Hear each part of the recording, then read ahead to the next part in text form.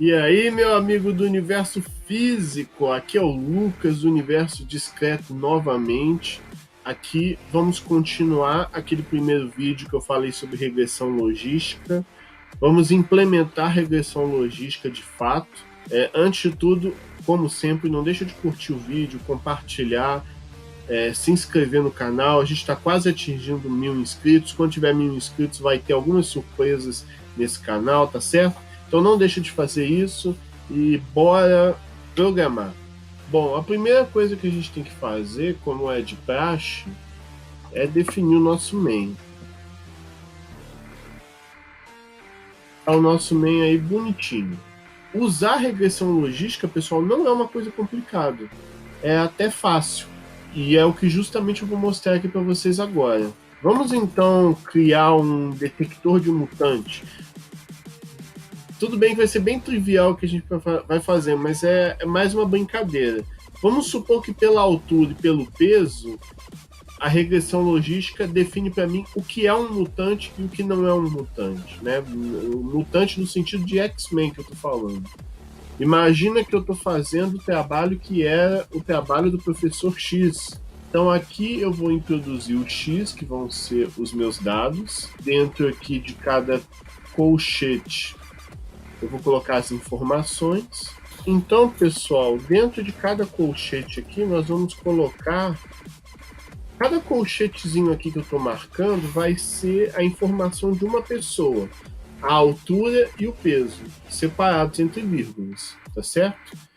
Quantas pessoas eu vou colocar aqui? Deixa eu ver. São 12. Então aqui é 4, mais 4, perfeito. Aí a gente vai colocar as informações de cada uma dessas pessoas. Por exemplo, esse cara aqui tem 1,72 e 72 quilos. Só que fazer isso aqui é um problema, pessoal. Por quê? Porque se eu fizer isso, se eu colocar a informação 1,72 para ser a altura e 72 ser o peso, eu vou estar criando uma discrepância muito grande entre peso e altura. Ou seja, o meu algoritmo vai ser totalmente determinado pelo peso. A altura vai ter pouca influência. Isso é o que a gente chama de normalizar os dados. A gente quer que os dados estejam balanceados, numa mesma escala, de uma forma que tanto a altura quanto o peso elas tenham a mesma importância, ou aproximadamente a mesma importância. Então eu vou fazer o seguinte, eu vou mover essa vírgula aqui um pouquinho para a direita, e vou colocar uma vírgula aqui no peso. Então, 72 quilos eu vou representar 7,2. 69 quilos eu vou representar 6,9. Se um cara tem 1,80, eu vou representar com 18,0. Com isso, você não tem tanta diferença mais entre o peso e a altura. Essa não é a melhor maneira do universo de normalizar, mas isso já dá uma equilibrada, já dá uma balanceada nos dados. Desse jeito que eu estou fazendo, a altura vai ter um pouquinho mais de peso, mas não é tanto assim. Então, para o meu exemplo trivial, isso não vai ser tão problemático, tá certo? Então, eu vou colocar os outros dados. Esse cara aqui tem 1,84 m.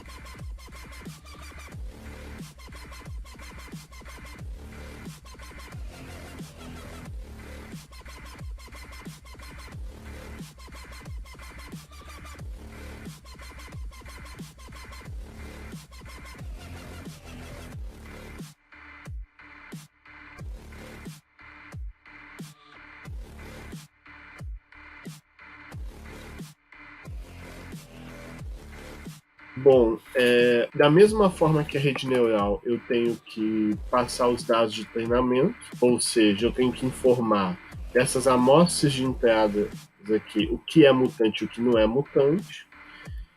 E isso vai ser feito da seguinte maneira. Você vai criar um vetor, e nesse vetor, os 7 primeiros elementos são não mutantes, ou seja, esse cara aqui não é mutante porque eu escrevi 0. Esse cara aqui não é mutante, por quê? Porque na mesma posição aqui ele é 0, tá vendo? O X está totalmente relacionado com o Y. Esse cara aqui também não é mutante. Esse cara aqui, ele também não é mutante. Estão entendendo? Da mesma forma, esse aqui não é mutante. E quando eu digo mutante, pessoal, eu não estou falando de forma preconceituosa, não. Estou falando um mutante tipo X-Men. Eu vou ver até se eu coloco X-Men na thumbnail, para isso ficar bem claro. A partir daqui, os meus exemplos são todos de mutantes. Vamos supor, descobri uma pessoa de 1,48 m e 100 kg e descobri que ela é mutante. Então eu estou treinando uma base de dados para, teoricamente, pelo peso e pela altura, ele me indicar o que é mutante e o que não é.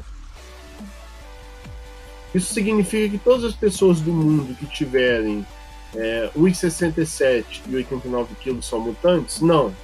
É porque naquele caso específico eu descobri uma pessoa que tem esses atributos e é mutante. E a regressão logística vai tentar descobrir um padrão de altura e peso do que é mutante e o que não é mutante. Tá certo? Para isso, eu vou aqui embaixo criar um modelo de regressão logística. E como é que eu faço isso? O meu classificador vai receber um modelo linear. Lembra que a regressão logística eu trato ela como modelo linear porque aquela função z, eu vou colocar aí na tela a função z, ela é uma função linear. W0 x0 mais W1x1 mais W2x2 mais W3x3. Isso é linear. Se eu fizesse uma função, por exemplo, W1x1 vezes W2x2 vezes W3x3, aí seria uma coisa não linear. Bom, existem vários solvers, resolvedores ou ferramentas matemáticas que fazem o cálculo da regressão logística, ou seja, que descobre qual é o discriminante linear, a reta separadora entre o que é e o que não é mutante. E eu vou usar o resolvedor que é o método de Newton, que é bastante usado para resolver esse problema. Existem outros parâmetros que eu poderia incluir aqui, mas eu não vou mexer com eles agora, porque eu quero tratar o mais básico possível aqui. Então, chamando essa função, você consegue implementar a regressão logística. Só não posso esquecer de uma coisa: importar as bibliotecas certas, né? O import NumPy. O que mais eu tenho que importar aqui? A scikit-learn from sklearn, import linear model. Com isso aqui eu consigo invocar a regressão logística. E eu também vou importar a matplotlib, porque a gente vai desenhar alguns gráficos aí nesse exemplo. A gente chama o método fit para quê? Para ele de fato computar o modelo. Aqui eu só disse, cria o modelo. Agora computa o modelo para esse conjunto de dados, dado esses rótulos. Então eu estou informando os atributos físicos de peso e altura de cada pessoa e dizendo, eu já sei que esse cara aqui não é mutante. Esse outro aqui, em compensação, ele é mutante. Blá, blá, blá, e por aí vai. Então, aqui eu estou, de fato, computando o modelo de regressão logística. Depois disso, eu vou chamar uma função aqui que eu vou chamar de Visualize Classifier. A gente vai justamente ver direitinho o discriminante linear que ele computou para esse modelo aí de regressão logística. Esse método aqui ele não existe, então a gente tem que criar ele aqui em cima. A gente vai desenhar um gráfico XY para mostrar esse discriminante linear. Para isso eu tenho que determinar o X-min e o X-max desse gráfico. Eu posso fazer o seguinte: eu pego esse X que eu tenho, eu vou colocar um gráfico da altura pelo peso e colocar certinho o discriminante linear que separa os dois. Então, o X é referente à altura, eu coloquei esse zero aqui porque eu estou pegando as alturas, por exemplo, 17.2, 18.4, 12.9, eu estou pegando as alturas. Eu vou pegar a menor de todas as alturas. A gente pode até fazer o seguinte: Vamos printar para a gente entender o que esse texto de código aqui ele me faz. Ele vai indicar a menor das alturas. Tá vendo? A menor altura é 1,11 m. Então, eu vou pegar a menor das alturas, subtrair por 1. Por que eu vou subtrair por 1? Só para, no meu gráfico, o ponto 1,11 m não ficar exatamente em cima da linha. Né? Vou criar uma distância para o gráfico. O gráfico tem uma distância razoável aí entre os componentes. Da mesma forma, então esse aqui vai ser o meu min_x, tá? O max_x é parecido, vai ser a mesma ideia, só que eu vou pegar a maior altura. Qual que seria a maior altura? Vamos printar para a gente olhar. 1,84 m, tá vendo? Esse é o indivíduo com a maior altura do meu exemplo. Eu vou dar uma distância de 1,0 ali. Para que eu estou dando essa distância? Para justamente ficar mais fácil de visualizar todo o gráfico. Para o 1,84 m não ficar exatamente em cima da linha, em cima da fronteira do gráfico, que é uma coisa bastante chata. E a mesma coisa eu vou fazer com o y. Esse cara aqui está falando das alturas, tá certo? O y ele está falando dos pesos. Então, o peso vai ser justamente a coordenada 1, ou seja, vai ser os 72 quilos que está aqui, vai ser os 67 quilos que está aqui, 50 quilos que por aí vai. Min e max alturas, min e max pesos. Ótimo. Agora, invocar uma função aqui que vai fazer o seguinte. Antes, para explicar, eu vou explicar para vocês para a gente entender melhor. Existe uma função que se chama aRange. O que ela faz? Ela produz todo um intervalo de números. Então, se eu indicar min_x até max_x, passando um step de 0,01, olha o que ele vai produzir para mim. Ele vai produzir todos os números entre min_x e max_x. Ele vai produzir todos os números entre min_x e max_x, aumentando 0,01. Então, qual que é o min_x? O min_x é 10,1. Qual que é o meu max_x? O meu max_x está aqui embaixo. É o 19,39. Então ele vai produzir todo o intervalo entre os dois números, subindo cada unidade em 0,01. Se eu trocar aqui para 0,1, a gente vai ver que a gente produz menos números. A gente produz de 10,1 até o 19,3. Ele produz todos os números que estão entre o min_x e o max_x.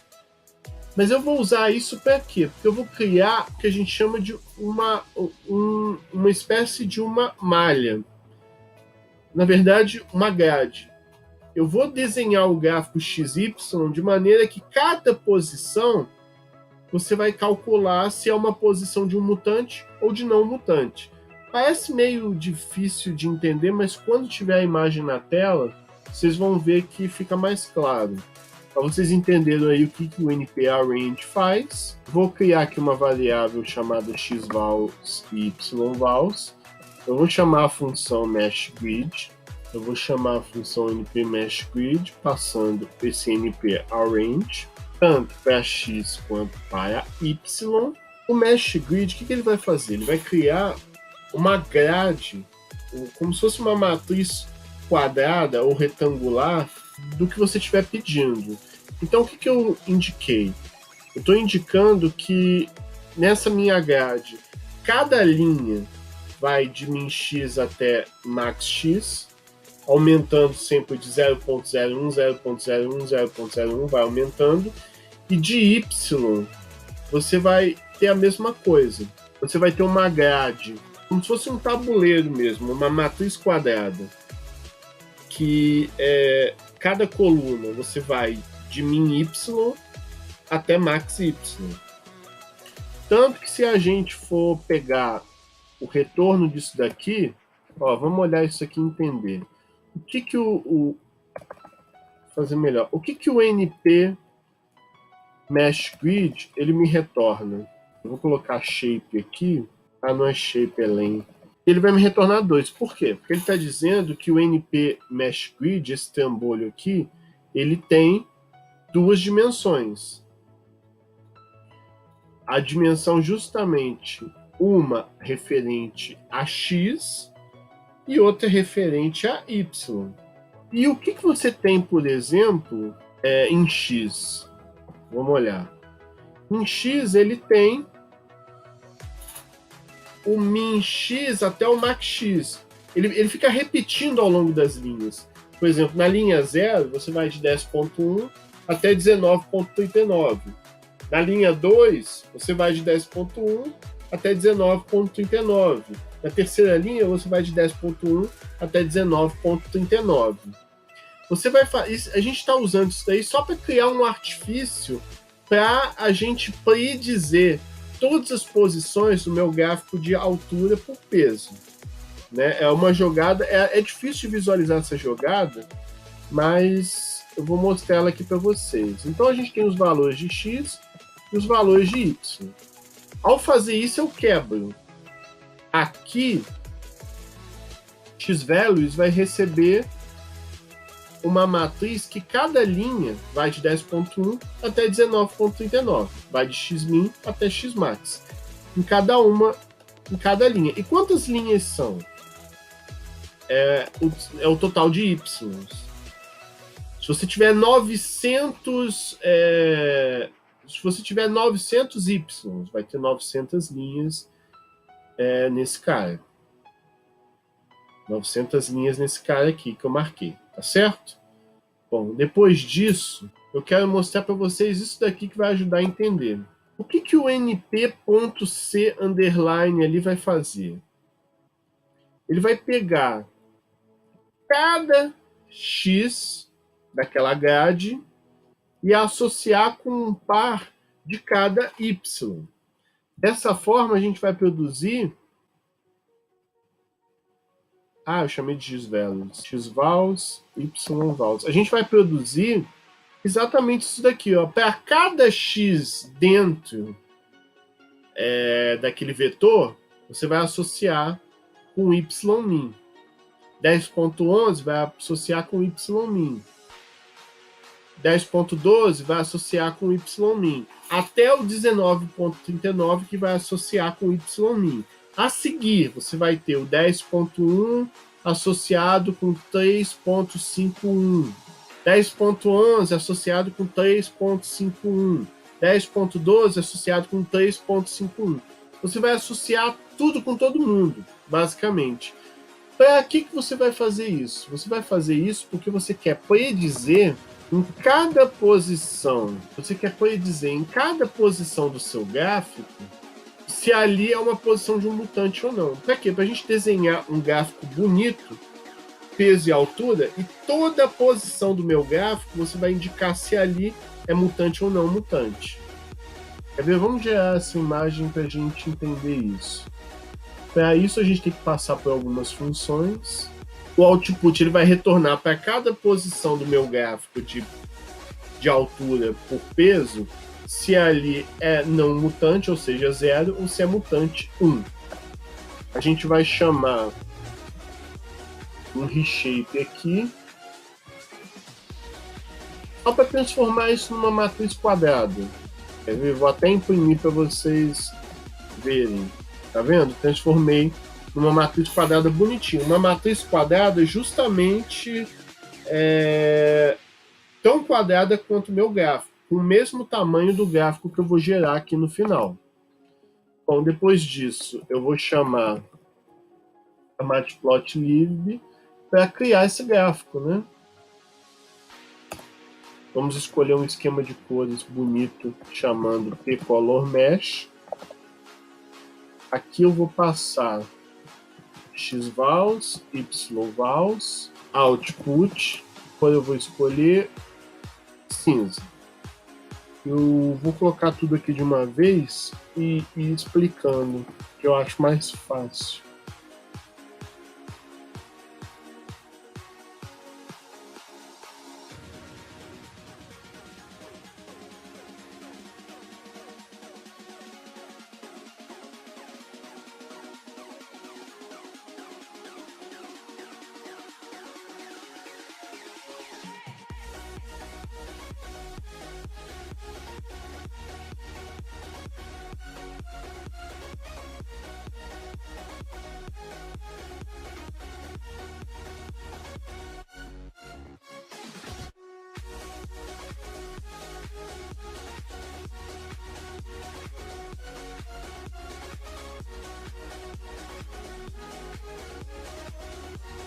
Bom, pessoal,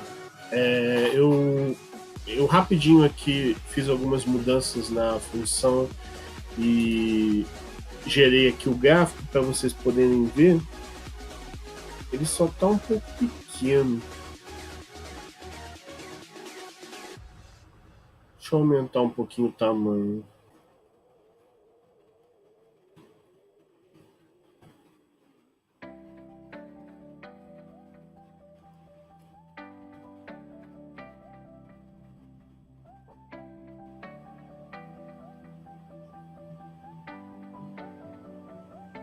Ficou um pouco grande demais também, né? Não precisa exagerar.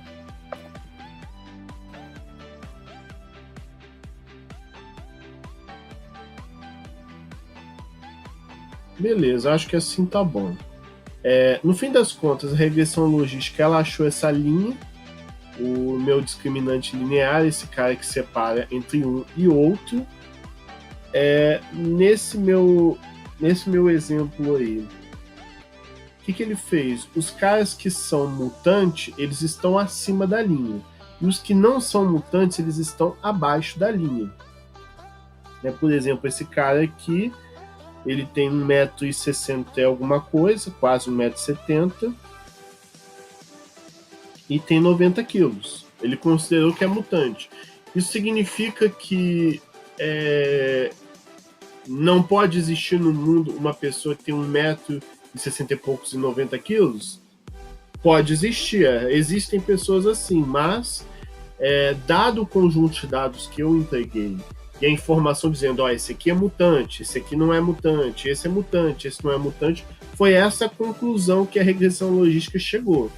Ela chegou à conclusão que todos que estão acima dessa linha que ela criou são mutantes, e os que estão abaixo não são mutantes. Então o amarelo aí até combina bem com o do Wolverine, né? Tudo que está amarelo aí, os pontos vermelhos dentro do amarelo são mutantes e os pontos dentro da região roxa são não mutantes. E como é que eu gerei esse gráfico?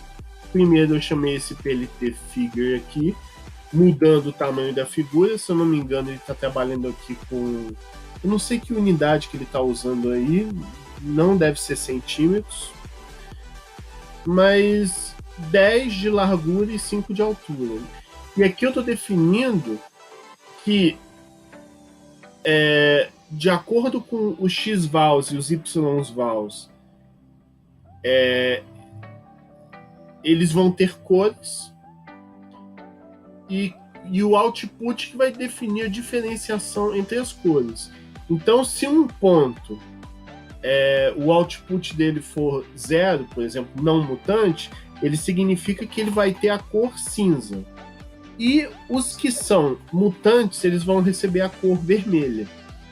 Então a gente pode, graças a essa função aqui, Color Mesh, a gente está definindo cores diferentes para o que é mutante e o que não é mutante. Aqui no Scatter eu estou passando cada ponto os pares de X e Y, os pares de altura e peso. Esse C igual a Y aqui, ele define cores, se eu não estou enganado. Esse C justamente é ele que introduz as cores aí no meu gráfico. Vou manter ele aí. Esse S vai definir o tamanho dessas bolinhas. Se eu colocar 100 aqui, as bolinhas vão crescer de tamanho, tá vendo? Acho que até ficou melhor de enxergar. O Edge Color vai definir a cor da fronteira entre as bolinhas. Se eu colocar Blue, todas as bolinhas vão ficar com fronteiras azuis. E esse CMap aqui, ele é necessário para você manter as cores ali dentro das figuras, tá vendo? Eu apaguei e ficou só os pontos com as suas fronteiras. Então eu estou definindo ali que os pares ali vão receber cores. Depois eu defino o X mínimo e o X máximo do meu gráfico. Então meu gráfico vai de 10 até mais que 18. E o meu Y vai de 3 até 13. Então eu estou definindo os limites aqui. Esse X-Tix, ele vai definir justamente os pontos dentro do meu gráfico. Então, aqui eu estou definindo que dentro do gráfico vão existir todos os pontos de min peso, ou o menor peso, até o maior peso, e menor altura, menos 1, até a maior altura, mais 1. E o PLT Show, que ao final aqui só vai exibir na tela esse gráfico para vocês. Tem mais coisas aqui importantes a serem ditas nesse código, mas eu acho que por esse vídeo tá bom, já foi bastante cansativo. Talvez eu faça vídeos falando especificamente da Matplotlib e das funções geradoras de gráficos. Eu nem quis entrar em muitos detalhes sobre a Matplotlib, eu tentei tratar o mínimo possível dela, porque eu queria que o foco do vídeo fosse a regressão logística de fato. Depois eu faço um vídeo só falando da Matplotlib, que aí eu explico melhor algumas coisas que eu passei meio por alto aqui. Tá certo? Então não deixe de curtir, compartilhar e acompanhar meus vídeos, tá certo, gente? Valeu, obrigado e até a próxima.